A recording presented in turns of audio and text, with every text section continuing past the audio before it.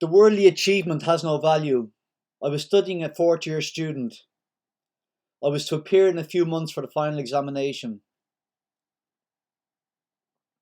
My friends were alarmed at seeing my position. "What are you doing?" they said. "You are neglecting your studies. How will you be able to pass? Your father is sending money for your education and you are not so rich." In this way they tried their best to help me, but I couldn't concentrate on any book of study. They said, "If you can't do so, we shall read and you try to hear." At that time my friend gave me some literature on Mahaprabhu's life and teachings, and I devoured it like nectar. I found some position there. It is not that I am nowhere. Here is the support, the basis, the foundation. I found here the sustenance, hope, and shelter I needed. In this way I began to read and read. My very nature was that whatever I read scrutinizingly. It may be slow, but my reading is more or less very accurate and representing the true aspect. I could also hear very clearly. Even without reading, acute hearing was also a part of my nature. Whatever I heard, I could grasp the very purpose and keep it within me. And here also, by thorough reading, I found my life, my future hope, everything. I was converted. In my mother's family, there was some recognition of Sri Chaitanya Dev, but my paternal were orthodox smartas. They hated the followers of Chaitanya Dev. Chaitanya Dev had created a chaotic society, pests that cannot keep their own stand in the social position. It is they who gather to follow Chaitanya Dev. Those who have lost their social position become Vaishnavas, and they say that they are followers of Chaitanya.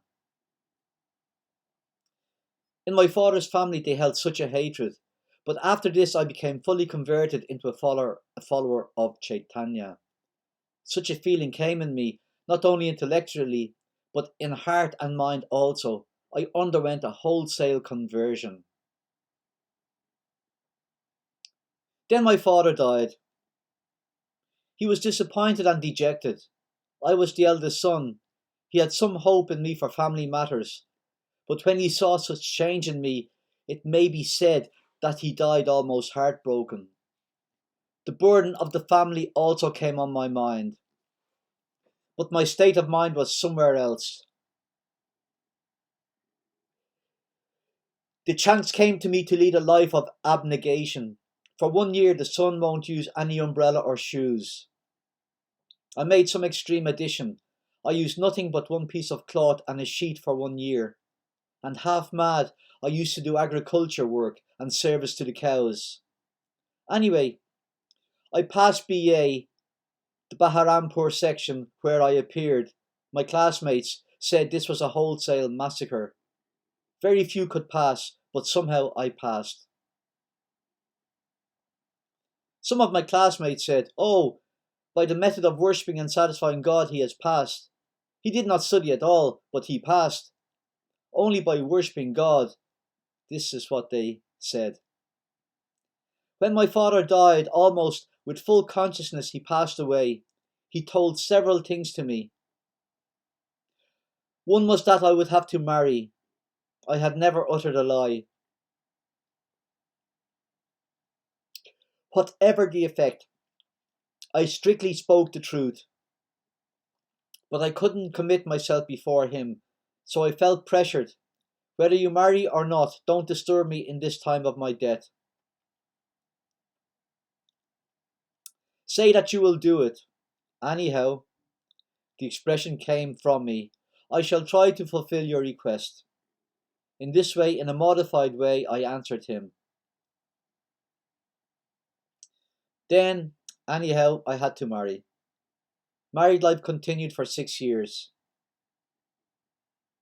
In the meantime, I went to study again in the law class, but the Gandhi movement of non-cooperation came forward and I joined the movement, because there was some sort of promise that within 1 year I shall give Swaraj, independence, to you.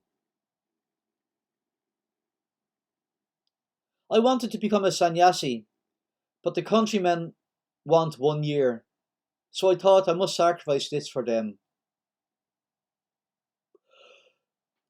I left law college and worked for some time posted as a secretary of the movement here in Kalna, in this way and sometimes in the village for 2 or 3 years.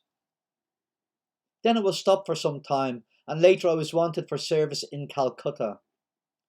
With the help of government office superintendent, I got some vocation and I put up in Calcutta. I attended the office there. My attraction stays always towards Mahaprabhu. In the meantime, I wandered here and there searching for a sadhu from whom to take initiation, but I couldn't select anyone to my taste or satisfaction. One day I was returning from the office and I found a placard in Chittaranjan Avenue, Gaudiya Math Mahotsav, Grand Festival, for 1 month. The address was given, near the Parishnath Temple. I found this red-coloured placard. I thought, Gaudiya Math must be Mahaprabhu's followers. Let us go and see what is there. When I was a law student, through Suresh Bhattacharya, I knew the founder of Bharat Sev Ashram, Sri Pranavananda, and he tried his best to take me into his mission, but I flatly refused. My head is sold to Mahaprabhu Gauranga, so I can't go anywhere else. He said, I also have great reverence for Mahaprabhu Chaitanya Dev, but I think the first stage must be Buddhistic abnegation or Vairagya and indifference to the world. Second, Shankar's Vedanta or Gyan, and the last and highest will be Chaitanya's Prem. Otherwise, people will misunderstand that prema for lust. I replied, yes, what you say is all right, that Sri Chaitanya's Prema Dharma is the highest, above the Buddhistic and Sankarite conceptions of theism.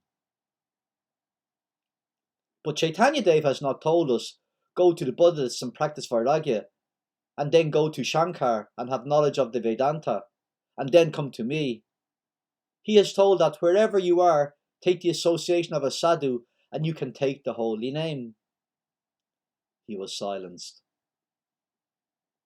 I said to him, if you have got any supernatural power, I will be grateful if you can say where my spiritual guide, my Gurudev, is.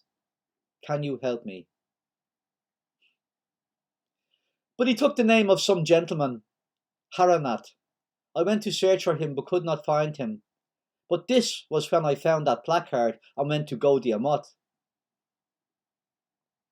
There I found only one gentleman manning the outside hall, and the rest had all gone on procession of Nagar Sankirtan, congregational chanting in the town. Then I had a little talk with that gentleman. I had studied somewhat about Chaitanya Dev and other scriptures, but I found that these people representing the Math had deeper and more sound knowledge than I. Then the party came back from Nagar Sankirtan and I found Guru Maharaj in front with his danda. As soon as he reached in front of the Math, some disciple came and took the danda from him, and gradually he was received there.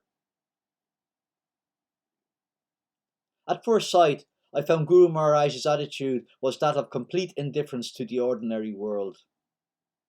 He does not care for anyone. He is self-sufficient.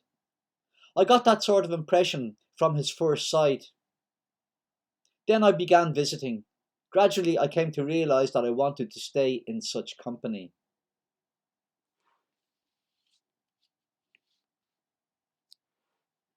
Unfortunately, I had been unable to find it before, but now the thought came to me. What's to stop me coming and staying here? I cast my glance homeward. Father gone, mother living, 3 younger brothers. They won't be much affected. But my wife will be affected. I don't know why, but a sudden thought came in my mind that if she dies, I am free. This thought came to me. I was attracted by that association. There were so many members of gentlemanly and educated nature, and wholly given to the service of Mahaprabhu. That attracted me most. And it was that very day I came to my quarter and found that my wife was ill. I came home that night, and after 3 days she passed away. My mother tried to have me married again, but she could not do so, and within 6 months she also disappeared in Haridwar at the time of the Kumbh Mela. She died there. One of my brothers, Satyen, was attending her with other pilgrims and sisters, etc. I was free. I was visiting the Mott. I was thinking that I must cast my fate here. So I thought it necessary to know as much as possible about the mission, and to know the mission means to know the leader of the mission. So I tried to go upstairs to where Guru Maharaj stayed. I would go in front of his room and sit there to hear, because I was thinking I shall join here. Then one day it so occurred that Kirtanananda Prabhu, one brahmachari, stopped me when I was making an attempt to go upstairs. Where are you going? He asked. I'm going to Guru Maharaj. I liked it very much to hear and associate. No, never. You must stay here in the waiting room, and when you find anyone you will inform him who you want to meet. He will check, and when he returns with the answer, you can go. Otherwise you must stay here. Never cross this threshold. A little harsh. Then I thought, what should be the considerate nature of the sadhus? Why should there be any difference outwardly and inwardly? So I need not come here again. But at that very moment the position of Shukadev appeared in my mind. I had read in Mahabharata that Srila Vyasadeva sent Srila Shukadev Goswami to Rajarshi Janak to finish his education or sadhana. Srila Shukadev came and he was detained for 7 days at the outer gate. Then information went to Janak, who sanctioned, allow him to pass the gate. The next gate he was again detained. In this way there were 7 boundaries of the capital, and at each of the 7 gates he was detained for 7 days. So 7 times 7 means 49 days he was detained, and only then he could meet Janak. This thought came in my mind, and then the next concluding thought came.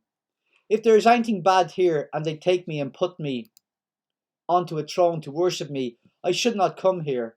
And if there is real good and they beat me with a broomstick, I must not leave. That conclusion came in my mind and I kept visiting.